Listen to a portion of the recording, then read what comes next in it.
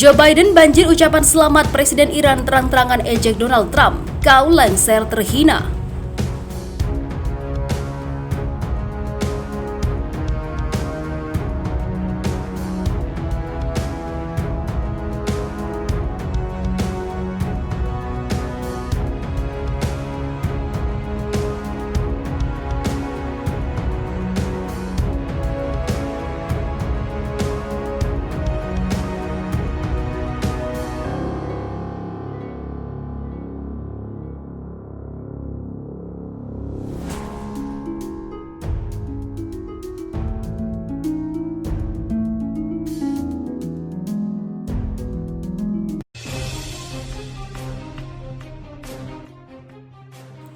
Reaksi Iran tanggapi hasil Pilpres Amerika Serikat mencuri perhatian dunia. Ketika banyak negara memberi ucapan selamat kepada Presiden terpilih Amerika Serikat Joe Biden, Iran justru pilih menanggapi kekalahan Donald Trump.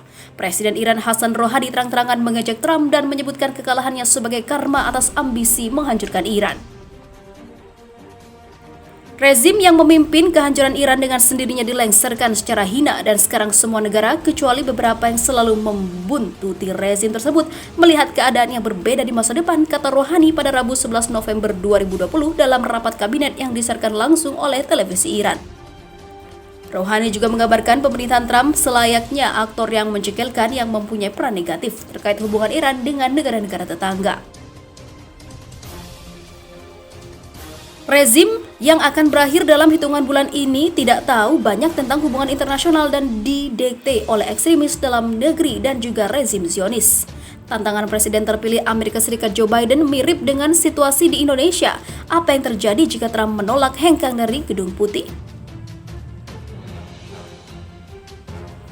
Pemilu Amerika Serikat dari kacamata orang Indonesia di negeri Paman Sam.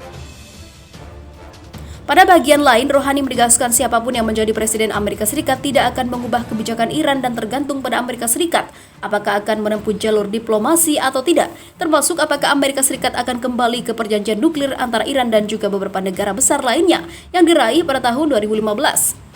Ini tergantung mereka, jika mereka memenuhi tanggung jawab maka mereka bisa memilih jalur baru, kata Rouhani. Di antara pemimpin negara yang penting yang baru belakangan memberikan ucapan selamat kepada Joe Biden adalah Presiden Turki. Saya sampaikan ucapan selamat atas keberhasilan Anda dan saya sampaikan doa tulus bagi perdamaian dan kesejahteraan rakyat Amerika, kata Recep Tayyip Erdogan pada Selasa 10 November 2020 kemarin.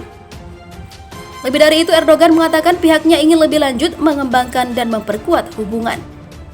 Biden pernah menggambarkan Erdogan autokrat dan Erdogan membalas komentar itu dengan menyebut Biden suka mengintervensi. Setelah kepastian kemenangan Biden, Wakil Presiden Turki Fuat Oktay mengatakan kemenangan Biden tak akan mengubah hubungan antara Ankara dan juga Washington. Meski demikian, kata Oktay, Turki akan tetap menekan Amerika untuk sejumlah isu penting seperti Suriah. Sejauh ini, pemimpin China dan Rusia belum memberikan selamat kepada Joe Biden dengan alasan masih menunggu proses hukum yang ditempuh Presiden Donald Trump terkait hasil pemilihan presiden. Dalam beberapa bulan terakhir, Amerika Serikat terlibat perang dagang dengan China, sementara Rusia dituduh mengintervensi Pilpres Amerika Serikat pada tahun 2016. Ucapan selamat dari kepala negara-negara ini dalam beberapa hari banyak orang di seluruh dunia menyaksikan persaingan sengit untuk mendapatkan jabatan di Gedung Putih. Presiden baru yang terpilih tidak hanya berdampak pada Amerika Serikat, tapi juga kebijakan luar negeri negara itu seperti pendekatannya terhadap para mitra dan juga lawan-lawannya. Tim kampanye Trump telah memberi sinyal bahwa kandidat mereka tidak berencana mengakui kekalahan. Tapi ini tak menghentikan beberapa pemimpin negara di seluruh dunia memberikan ucapan selamat kepada Biden dan Harris sejak media memberitakan kemenangan pasangan kandidat dari Partai Demokrat itu. Setelah perolehan suara elektoralnya diproyeksikan melampaui ambang batas 270. Sementara itu, diberitakan sebelumnya, dukungan penuh kepada umat Islam akan dilakukan oleh Joe Biden. Joe Biden berjanji jika dirinya terpilih menjadi Presiden Amerika Serikat ke-46 pada tahun 2020, ia akan lebih memperhatikan umat Muslim. Dikutip dari Middle East Eye, Biden berjanji apabila warga Muslim Amerika Serikat akan dimasukkan dalam setiap aspek sosial dan juga politik dan pemerintahannya kelak. Biden juga menegaskan kembali janjinya untuk mencabut larangan Muslim Presiden Donald Trump pada hari pertamanya dia menjabat. seorang Muslim Amerika akan menjadi bagian dari pemerintahan jika saya mendapatkan kehormatan menjadi presiden. Mantan Wakil Presiden Amerika Serikat yang mendampingi Barack Obama itu juga berjanji untuk mendorong anggota parlemen membuat undang-undang untuk memerangi lonjakan kejahatan rasial di Amerika Serikat. Dikutip dari laman RRI, Biden meyakini warga Muslim Amerika Serikat bila mereka akan diperlakukan dengan semestinya. Saya berjanji kepada Anda sebagai Presiden Islam akan diperlakukan sebagaimana mestinya. Seperti keyakinan agama besar lainnya, saya benar-benar bersungguh-sungguh, kata Biden. Dalam sebuah video yang ramai tersebar di media sosial, Biden bahkan menyelipkan kutipan hadis Nabi Muhammad SAW.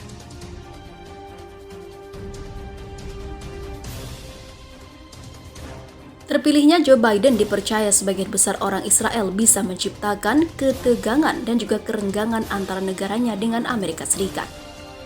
Pengamat politik Palestina Israel Adnan Abu Amer mengungkapkan ancaman yang akan diterima Israel bila Biden bisa menjadi penghuni Gedung Putih. Israel juga memperkirakan masalah permukiman di tepi barat dan Yerusalem yang diduduki akan kembali menjadi agenda pemerintahan Demokrat, yang kemungkinan akan melihat mereka sekali lagi sebagai penghalang perdamaian, kata Adnan Abu Amer seperti dikutip dari NPR. Mereka menilai bila Biden akan mengambil kebijakan yang bertolak belakang dengan lawannya, Biden diyakini akan membuka kembali kedutaan besar Palestina di Washington, tepatnya kantor Organisasi Pembebasan Palestina yang ditutup oleh Donald Trump pada tahun 2018. Tak menutup kemungkinan juga bila Biden akan mengembalikan bantuan kepada lembaga-lembaga Palestina serta UNRWA yang menyediakan layanan dasar penting bagi pengungsi Palestina. Tetapi Biden tidak bermaksud menggunakan bantuan kepada Israel sebagai alat untuk menekannya agar mengubah kebijakannya. Selama ini diketahui bila Israel dan Trump memiliki hubungan dekat dengan Perdana Menteri Israel Benjamin Netanyahu. Trump berulang kali memihak Israel dan menentang Palestina. Mengutip NPR, Trump bahkan memindahkan kedutaan besar Amerika Serikat ke Yerusalem. Dia memihak klaim Israel atas kota itu, meski warga Palestina juga ingin mendirikan ibu kota sendiri di sana. Trump juga mengakui aneksasi Israel atas dataran tinggi Golan yang direbut dari Suriah. Dia bahkan mengusulkan kesepakatan damai yang akan membuat Israel mencaplok semua pemukiman tepi baratnya, yang menurut warga Palestina akan membuat mereka tidak mungkin memiliki negara yang layak untuk mereka sendiri. Sementara itu, Muslim Amerika membuat sejarah dalam pemilihan umum di negara itu pada tahun ini. Terdapat rekor dalam jumlah orang yang memperebutkan kursi parlemen dan rekor pemenang jumlah kursi untuk pertama kalinya. Laporan dari HuffPost menyebutkan 5 kandidat dari Partai Demokrat telah membuat sejarah menjadi anggota parlemen Muslim di 5 negara bagian Amerika Serikat, yaitu Wisconsin, Florida, dan Delaware. 5 orang tersebut diantaranya adalah Mauree Turner yang terpilih di House of Representatives, Oklahoma. Kemudian ada Iman Jodeh yang terpilih menjadi anggota parlemen Muslim pertama dalam sejarah Colorado. Madinah Wilson Anton menjadi anggota Kongres Amerika Serikat sekaligus Muslim pertama yang menjadi bagian dari legislatif negeri Paman Sam. Selanjutnya, Samba Baldeh menjadi Muslim sekaligus pria kulit hitam pertama yang mewakili House of Representatives Wisconsin. Christopher Benjamin, anggota House of Representatives Florida dan orang pertama yang dipilih untuk jabatan negara bagian di Sunshine State. Menjadi Muslim pertama yang terpilih di Majelis Negara Bagian sungguh menyenangkan, tapi juga kesempatan yang saya syukuri, ujar Baldeh kepada HuffPost dilansir dari Abwat Islam pada Minggu 8 November 2020. Baldeh mengatakan telah menantikan tantangan dan sangat senang dengan kesempatan untuk melayani Distrik 48. Ia mengatakan tugasnya tak hanya untuk mewakili konstituen saya tetapi juga Muslim Afrika dan konstituen kulit berwarna. Menurut laporan Dewan Hubungan Islam Amerika atau CHAIR, sejumlah besar pemilih Muslim pergi ke tempat pemungutan suara pada Selasa 3 November 2020. Sebanyak 70% dari mereka memilih kandidat presiden dari Partai Demokrat Joe Biden yang saat ini menjadi pemenang dalam pemilihan. Mereka adalah bagian dari generasi baru pemimpin Muslim Amerika yang mengubah keterlibatan sipil komunitas kami melalui pengorganisasian relasional yang efektif, jelas Mohammed Missouri, Direktur Eksekutif Pusat Advokasi Politik Teknologi Pendidikan Keadilan JETPAC. Selain 5 Muslim yang disebutkan di atas, anggota Kongres Muslim Rashida Tlaib dari Michigan dan Ilham Omar dari Minnesota juga mempertahankan kursi untuk Kongres dalam pemilu Amerika Serikat tahun ini. Mereka bersiap untuk kembali bertugas selama 4 tahun ke depan.